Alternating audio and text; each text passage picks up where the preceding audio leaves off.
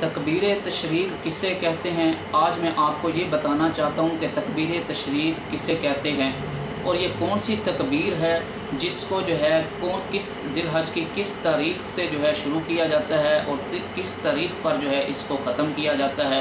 اور یہ کس نماز سے جو ہے یہ تکبیر جو ہے پڑھی جاتی ہے اور کس نماز تک جو ہے اس کو پڑھنا ہے۔ تو مسلمانوں، سب سے پہلے یہ ہے تکبیر تشریق کسے کہتے ہیں؟ وہ یہ کلمہ ہے اللہ اکبر لا الہ الا اللہ واللہ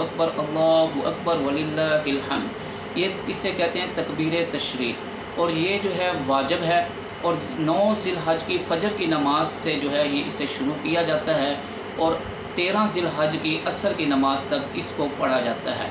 فرض نماز کے بعد مرد جو ہے اس کو ایک بار اونچی آواز سے پڑھے گا تو اس کا واجب ادا ہو جائے گا، 3 بار پڑھے گا تو مستحب ہے، اس سے بھی زیادہ ثواب مل جائے گا۔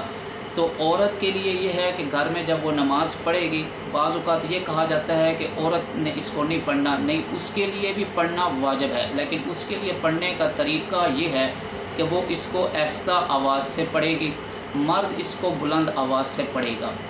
دوسری بات یہ ہے کہ اگر آپ نے امام صاحب کے پیچھے نماز پڑھی ہے تو پھر تو امام صاحب جیسے سلام پھیریں گے تو وہ تکبیر تشریق کو جو ہے بلند آواز سے پڑھیں گے، تو آپ نے بھی ساتھ بلند آواز سے پڑھنا ہے۔ اگر آپ کی نماز جو ہے آپ امام صاحب کے پیچھے دوسری رکعت میں شامل ہوئے ہیں، تیسری رکعت میں شامل ہوئے ہیں، تو پھر جب آپ کھڑے ہوں گے اپنی الگ نماز کو شروع کریں گے، تو جب پھر سلام پھیریں گے تو پھر بھی آپ تکبیر تشریق جو ہے ایک بار اونچی آواز سے پڑھیں گے۔ تو دوسری بات یہ ہے کہ اگر آپ کی نماز جو ہے مکمل طور پر ہی جماعت سے رہ گئی ہے، اب آپ الگ پڑھ رہے ہیں، تو پھر بھی آپ نے جو ہے جیسے الگ شروع کریں گے، سلام پھیریں گے نماز مکمل کر کے، سلام کے بعد پھر بھی اونچی آواز سے جو ہے مرد اس کو